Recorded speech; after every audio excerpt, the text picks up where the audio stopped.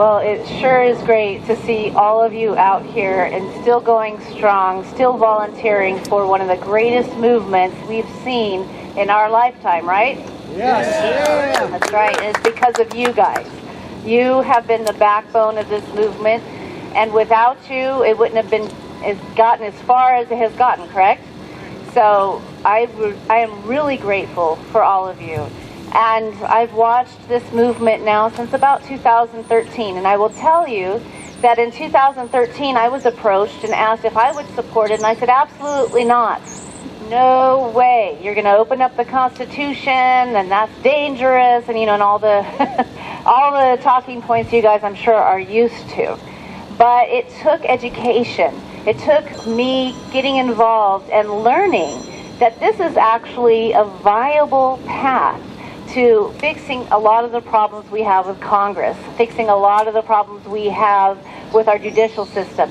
And so it wasn't until I went to the Assembly of State Legislatures. Has anybody heard of that?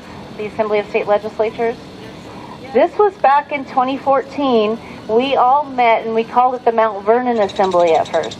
And we went down to the Mount Vernon library, the George Washington Library there in Mount Vernon, and we met as legislators, and we committed to working on this issue. And I decided to go to that because I said, you know what, I don't agree with it, but if they're going to be messing with the Constitution, I want to be at the table to make sure they do it right? What kind of arrogance was that? And so I went, and I was blown away.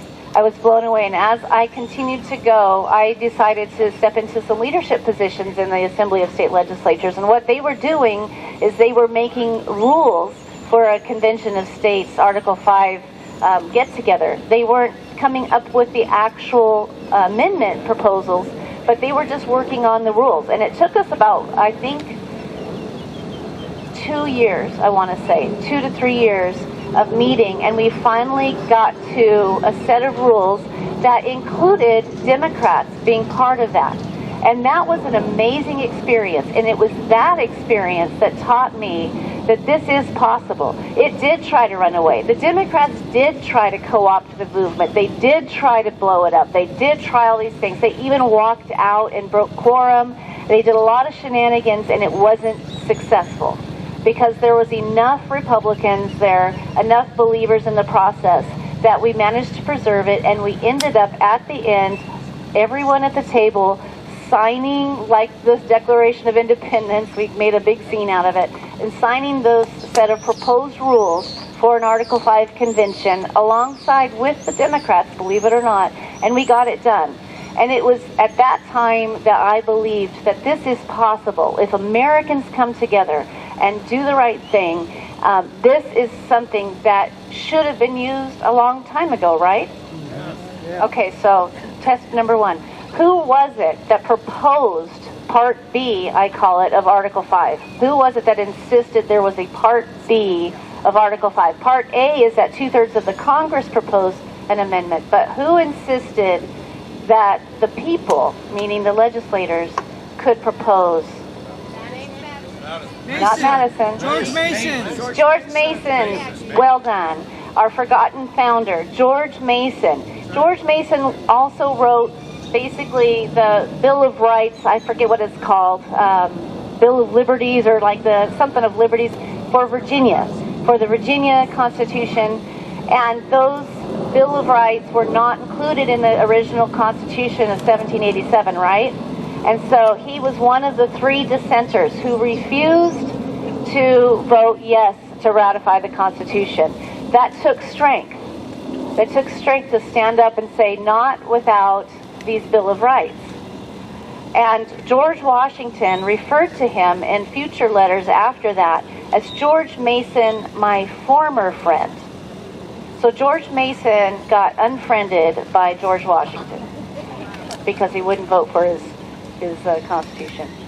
George Mason eventually went back to the private sector, did some trading and international trade, wrote letters to his son and said, son, do your best to stay out of politics at any cost, except for, because he was kind of bent out of shape over the whole thing, right? He says, stay out of politics except if your liberty, if your freedom is at risk. In that case, go all in, right? And we are at that point today. George Mason was a visionary, and he knew that there would come a time in our country's future that Congress would be out of control. And in Article 5, they would never propose an amendment to the Constitution to rein themselves in, would they? No. And are we at that time right now? Yes. Right. So if you are a constitutionalist, raise your hand if you're a constitutionalist. If you're a constitutionalist, then it has to be the whole Constitution, to include the visionary work of George Mason, that we can come together. We can have an Article 5 convention called by the several states, 2/3. How many states is that? 34. 34. You guys know your stuff, right? We should. 34 states call through a resolution in each state, the House and the Senate, they call a resolution, and they tell Congress that they want to meet and convene and have a convention of states, just like what we are asking for. So he knew that they wouldn't rein themselves in.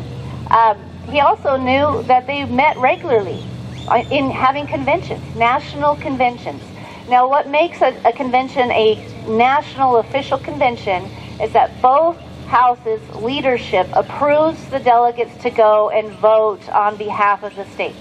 So they have to sign, a paper and say, yes, these 5 people can go to a convention, and if there are votes, we give them the authorization to vote on behalf of the state. Now, the Assembly of State Legislatures wasn't a national convention in that sense, because we didn't have authority from both houses to do that.